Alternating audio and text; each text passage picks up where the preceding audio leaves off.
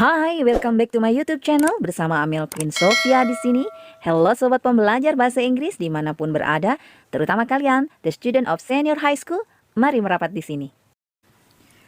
Pada video kita kali ini, kita akan membahas materi pertama pada kurikulum Merdeka yang dipelajari di kelas 10 jenjang SMA semester pertama, yaitu descriptive text. Di dalam video pembelajaran ini akan dipelajari tentang definition, purpose atau function, generic structure atau structure of text, language features atau unsur tata bahasa, serta contoh-contoh teksnya.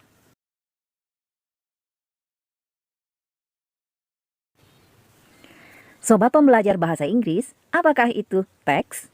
Teks itu adalah sekumpulan kata-kata yang membentuk kalimat yang akhirnya membentuk tulisan, karangan, atau wacana, atau yang sering kita sebut reading.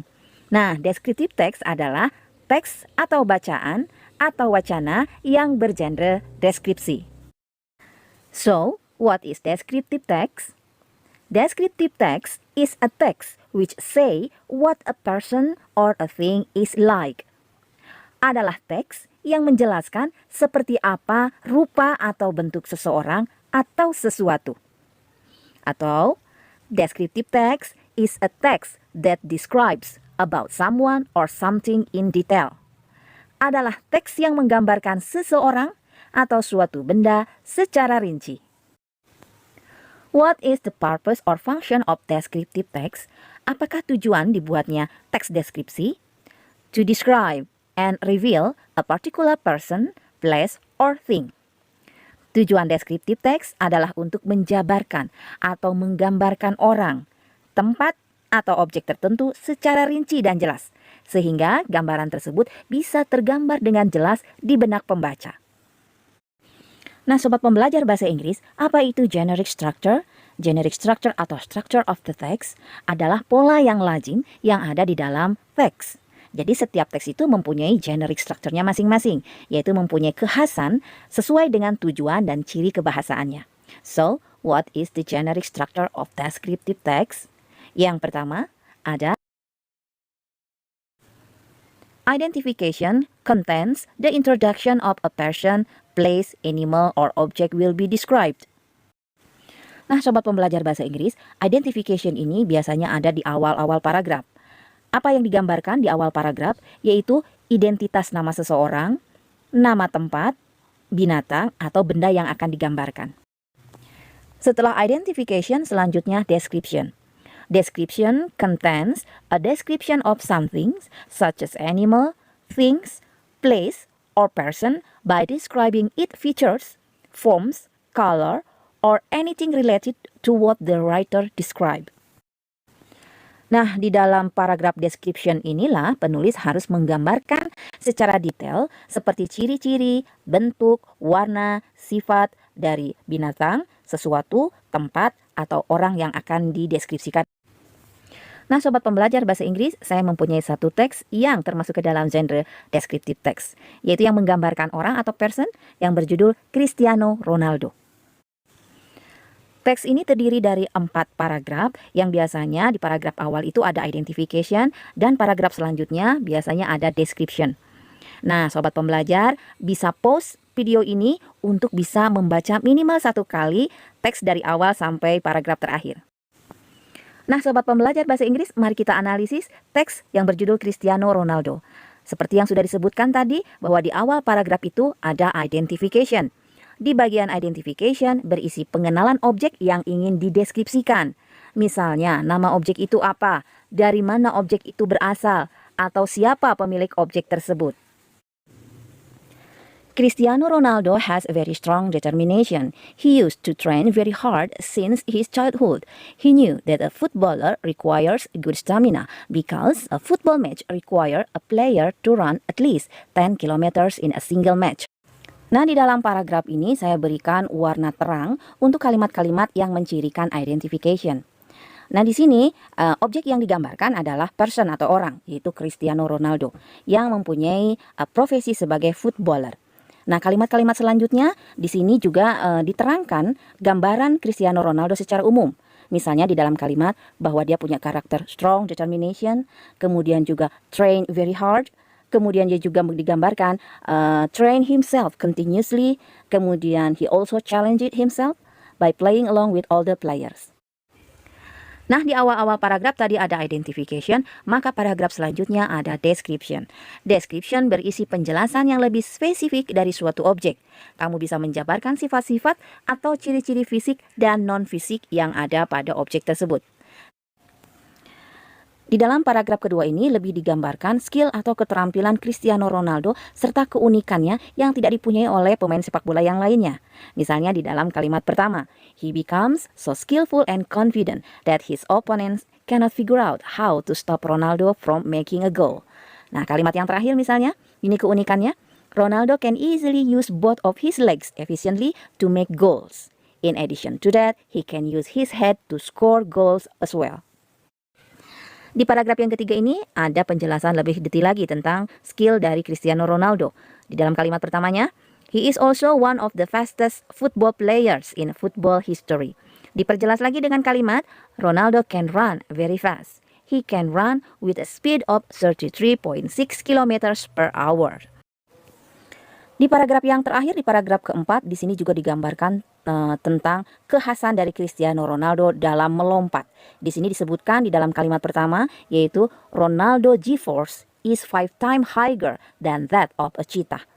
Kemudian diperjelas bahwa lompatannya ini, he can jump up to 78 cm in the air. This jumping height is much more compared to any basketball player. Saya berikan juga contoh lain dari descriptive text. Kalau yang tadi tentang person atau orang, Cristiano Ronaldo. Nah, sekarang tentang place. Teksnya berjudul National Monument. Nah, di sini ada dua paragraf, di mana paragraf awalnya itu adalah identification. Di sini saya berikan highlight, yang berwarna kuning itu mencirikan identification. Monas is one of the famous landmarks in Central Jakarta, Indonesia. Nah, di paragraf yang kedua yang saya berikan highlight warna biru itu adalah bagian-bagian detail dari penggambaran Monas, seperti tingginya Monas, kemudian juga berapa bagian Monas terbagi, kemudian juga flame atau puncak apinya itu ya, tingginya berapa, kemudian juga berat dari puncaknya itu berapa kilogram yang diselimuti oleh gold atau emas, dan lain sebagainya. Nah, sobat pembelajar bisa pause di bagian ini agar bisa membaca lebih detail dari awal paragraf sampai akhir paragraf. Nah, sobat pembelajar bahasa Inggris, kita masuk ke language features of descriptive text. Language features itu adalah tata bahasa atau grammar.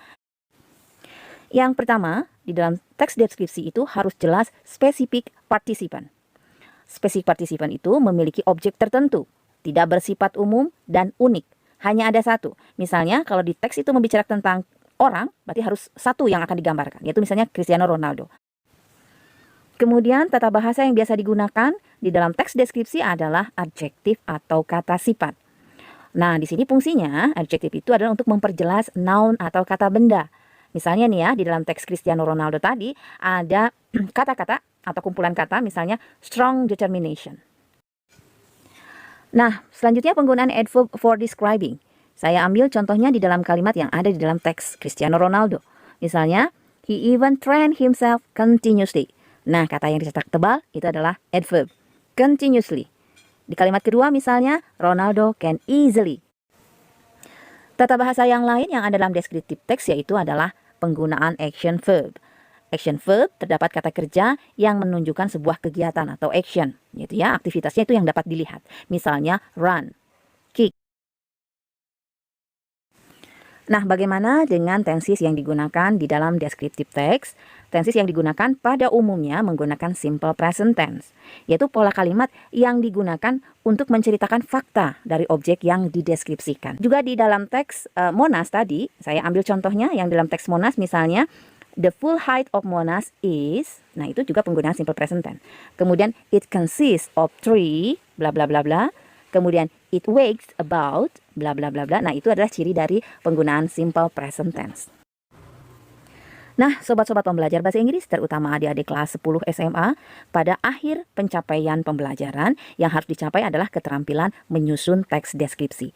Maka saya akan uraikan tahapan-tahapan cara menyusun teks deskripsi. Yang pertama, Pilihlah objek yang akan digambarkan. Bisa itu person atau orang, thing atau benda, animal, binatang, ataupun place. Setelah itu, gather details. Kumpulkan detail-detail tentang objek tersebut, seperti penampilan fisik, karakteristik, ukuran, warna, tekstur, dan lain sebagainya. Yang ketiga, setelah mengumpulkan informasi detail, organize details. Susun detail-detail yang telah dikumpulkan secara teratur. Mulailah dengan kalimat pembuka yang memperkenalkan objek dan diikuti dengan kalimat yang menjelaskan karakteristik objek. Selanjutnya, use adjectives and adverb. Gunakan kata sifat atau adjektif untuk mendeskripsikan ciri-ciri objek yang statis atau tidak bergerak. Dan gunakan juga kata keterangan kata kerja atau adverb untuk mendeskripsikan ciri-ciri yang dinamis, yang berkaitan dengan aksi atau keadaan. Selanjutnya, create a vivid image. Gunakan atau pilihlah kata-kata yang menggambarkan secara jelas dan hidup, agar pembaca dapat membayangkan objek dengan baik. Dan yang terakhir, yang tak kalah pentingnya adalah cek grammar and spelling. Setelah kata demi kata disusun menjadi kalimat, kalimat kemudian tersusun menjadi paragraf demi paragraf, jangan lupa mengecek grammar and spelling. Cek tensisnya sudah betul apa tidak, kemudian juga cek juga kosakatanya, spellingnya dan lain sebagainya, sehingga kalimat demi kalimat itu tersusun menjadi sebuah reading, sebuah teks yang baik dan benar.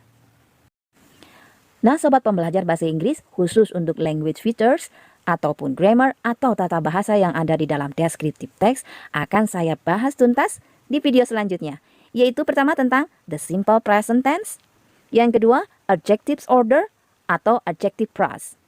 Well, thanks for watching. See you, bye.